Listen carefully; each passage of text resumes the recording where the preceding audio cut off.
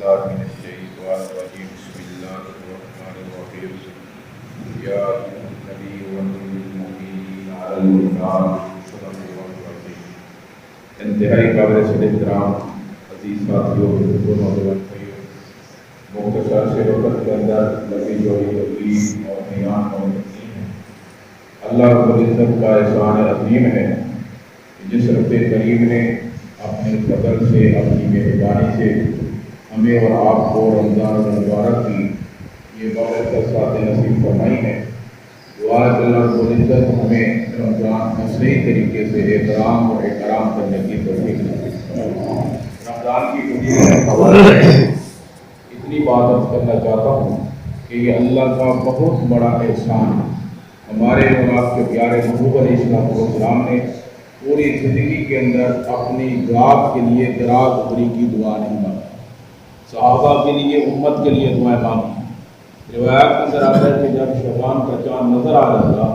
پھر پیارے محبوب علیہ السلام اللہ کے دربار کے اندر رو رو کر یہ دعا مانگتے ہوئے نظر آتے تھے کہ ربا مجھے شعبان کا چاند دکھایا ہے تو اب محمد کی حسرت یہ ہے، تمنا یہ ہے، آرزو یہ ہے کہ مجھے رمضان بھی نصیب فرما دے۔ اتنی بڑی خیر و برکت کا مبارک اللہ کی ذات نے ہمیں اور آپ کو نصیب فرمایا۔ رمضان، قرآن اور جہاد، ان کا آپس کے اندر گہرا تعلق ہے۔ رمضان کے اندر قرآن کا نزول ہے اور رمضان کے اندر قرآن مجید کثرت سے پڑھا اور سنا جاتا ہے، اور ایسے ہی رمضان ہی کے اندر حق اور باطل کا وہ پہلا معرکہ جسے ہم اور آپ بدر کے نام سے جانتے ہیں وہ بھی رمضان ہی کے اندر ہے۔ تو جیسے رمضان خیر و برکت کا مبارک ہے اور رمضان کے اندر خیر ہے، ایسے ہی میرے اللہ نے اپنی کلام مجید فرقان حمید کے اندر بھی خیر رکھی ہے،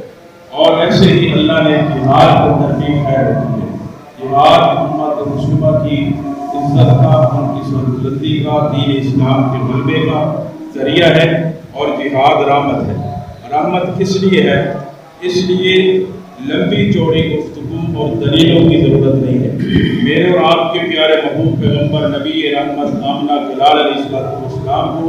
میرے اللہ نے جہانوں کے لیے رحمت بنا کر بھیجا ہے، اور آپ کا ہر عمل رحمت ہے۔ جب ہم نبی رحمت آمنہ کلال علیہ السلام کو میدان جہاد کے اندر، بدر کے اندر، احد کے اندر، حنین کے اندر، تبوک کے اندر اترتے ہوئے دیکھتے ہیں اور اپنے صحابہ کی لاشوں کے ٹکڑے میدانوں میں سے اٹھاتے ہوئے دیکھتے ہیں، تو ہم عشق رسول، محبت رسول کے اندر آ کے عقیدے اور ایمان کی بنیاد پہ یہ بات کہتے ہیں کہ جہاد کل بھی رحمت تھا،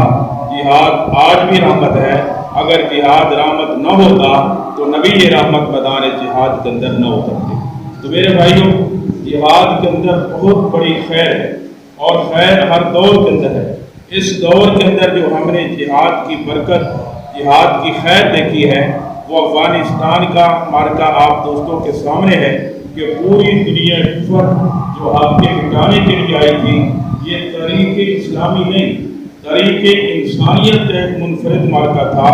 ایک طرف پوری دنیا اور پورے وجہ پوری دنیا کے، پورے عالم کے، اور ایک طرف چند اللہ کے منتخب لوگ کفر کے مقابلے کے اندر کھڑے ہوئے تھے، اور دنیا کفر کے پاس ہر قسم کی مادیت، ہر قسم کے اسباب، ہر قسم کی دنیاوی طاقتیں تھیں، اور یہ اللہ کے جو دین کے سپاہی تھے ان کے پاس ظاہراً مقابلے کے لیے اس سطح کے اسباب اور وسائل بھی نہیں تھے، لیکن یہ جہاد کا علم لے کر اللہ کی رضا کے لیے میدان کے اندر کھڑے ہوئے۔ اللہ کی مدد اور نصرت کے ساتھ اللہ تعالیٰ نے مجاہدین کو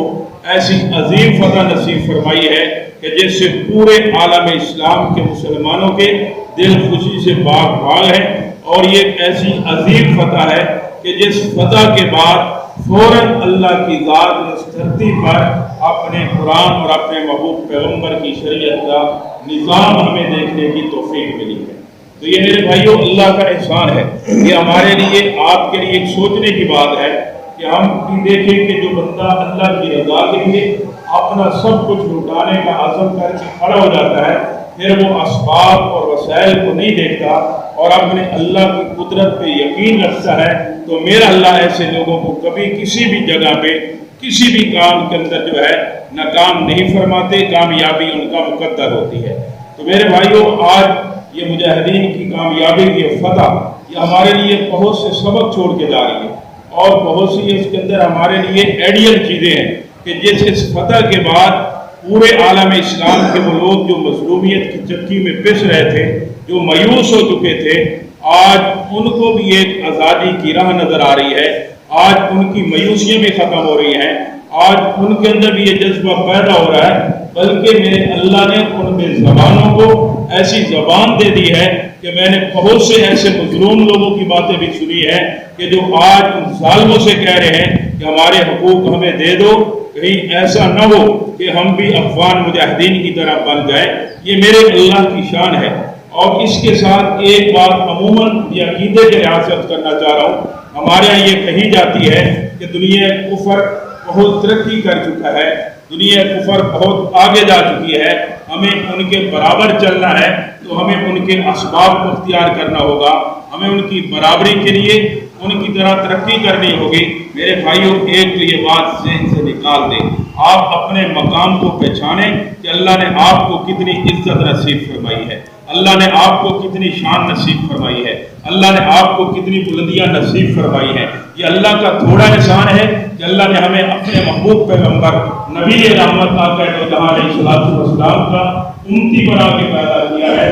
محبوب کی امت میں پیدا کیا ہے۔ یہ اتنی بڑی نسبت ہے، اتنی بڑی سعادت ہے، اتنی بڑی مسلمان کی شان ہے کہ اور کوئی دنیا کی طاقت اس کا مقابلہ نہیں کر سکتی۔ پھر اللہ نے ایمان کی دولت سے مالا مال کیا ہے، پھر اللہ نے ایمان کی برکت سے حیا کی دولت سے مالا مال کیا ہے، پھر اس حیا کی برکت سے اللہ کی ذات نے مسلمانوں کو غیرت نصیب فرمائی ہے، مسلمانوں کو اسلام اور ایمان کی بدولت سے احسان، عدل اور انصاف کا جذبہ نصیب فرمایا ہے۔ اور وہ کافر جو ذلت کی پستیوں میں پھنسے ہوئے ہیں، جو عزت کی بلندیوں پہ کھڑا ہو اور وہ احساس کمتری کا شکار ہو کر کہے کہ ہمیں ان کی برابری کے لیے ان کی چیزیں اختیار کرنا پڑے گی، آخر ہمیں ان کی برابری کی ضرورت ہی کیا ہے، آخر ہم اس احساس کمتری کا شکار ہی کیوں ہے؟ اگر اسباب کے لحاظ سے بات کی جائے کہ نہیں میاں طاقت ان کے برابر بنانا پڑے گی، میں اللہ کے گھر میں کھڑا ہو کے رمضان کی انواع برکت ساتھوں کے اندر کہہ رہا ہوں کہ جب بھی بدر سے لے کر افغانستان کے اس مارکے تک کہیں بھی برابری کی سطح پہ مادیت کا حکم نہ تھا، نہ برابری کی سطح پر مادیت تھی۔ وہاں مسلمانوں کو حکم یہی ہے کہ جو کچھ تمہارے اختیار میں ہے، جو کچھ تمہارے پاس اسباب موجود ہیں، وہ اپنے اسباب اللہ کی راہ کے اوپر لگا دو، نتیجہ اللہ کے ہاتھ کے اندر ہے، نتیجے کے ہم مکلف نہیں ہیں۔ بدر کا میدان بھی ہمیں یہی بتا رہا ہے، افغانستان کا مارکا بھی ہمیں یہ بتا رہا ہے۔ اس وقت دنیا کے جو عسکری تجزیہ نگار ہیں، جن کی اعداد و شمار پر نظر ہوتی ہے، وہ اس بات کا دعویٰ کر رہے ہیں کہ امریکہ کے بعد اسباب کے لحاظ سے، اسلحے کے لحاظ سے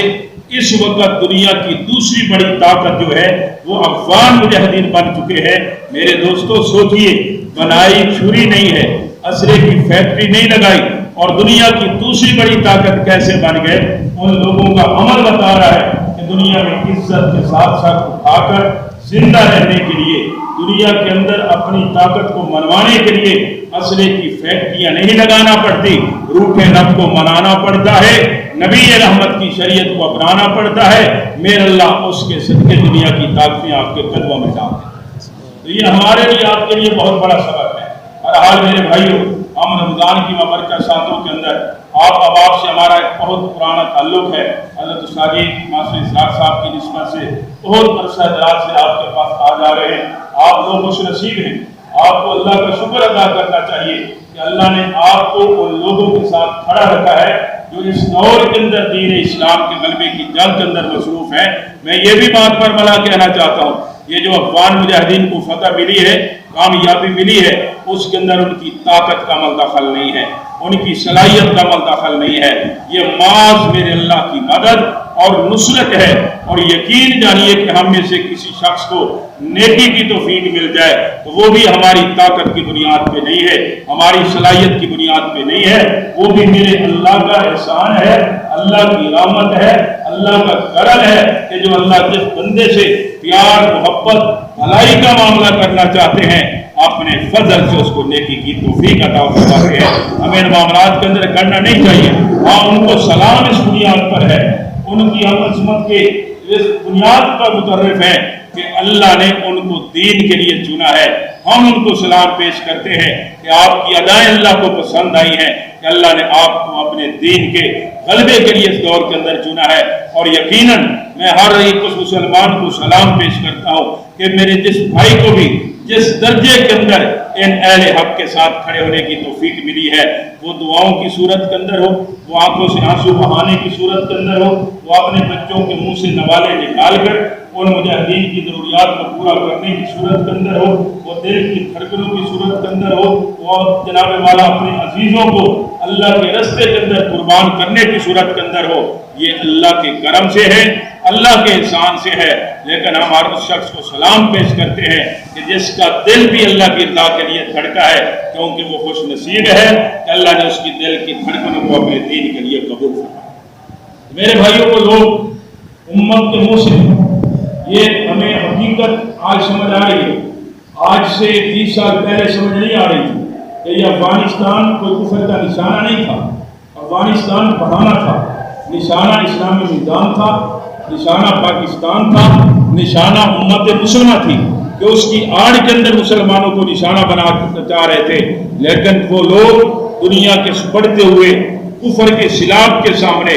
اپنی لاشوں کے ساتھ بند باندھ کے کھڑے ہوئے، انہوں نے اپنے آج کو قربان کر کے امت کے قلب کو محفوظ کیا، انہوں نے اپنی جانیں لٹا کر امت کے ایمان کے بچانے کا سبب بنے۔ وہ اس بنیاد پہ پوری امت مسلمہ کے محسن ہیں کہ جنہوں نے اپنے بچوں کو تو یتیم کرایا، امت کے بچوں کو یتیمی کے داغ سے بچا گئے، جنہوں نے اپنی بیویوں کو تو بیوہ کرایا، امت کی بہنوں کو اس تکلیف اس صدمے سے محفوظ کر گئے۔ یقیناً وہ پوری امت مسلمہ کے محسن ہیں۔ یہ مسلمانوں وہ کسی اہل ایمان کی غیرت اس بات کو گوارا نہیں کرتی کہ جو لوگ امت مسلمہ کے محسن ہیں ان کے یتیم بچے یا ان کی بیویاں یا ان کے ماں باپ ضعیف العمر اپنی ضرورت کے لیے کسی کا دروازہ کھٹکاتے ہوئے نظر آئیں، بلکہ یہ اہل اسلام کی ذمہ داری ہے کہ ان کی ضروریات کو ان کی گھر کی دہلیز کے اوپر جا کے پورا کرے۔ اور جیسے افغانستان کے اندر اسلامی حکومت کا قیام ہوا ہے، پوری دنیا نے اس وقت ان کو تسلیم نہیں کیا، مین ان کا مطالبہ بھی یہی ہے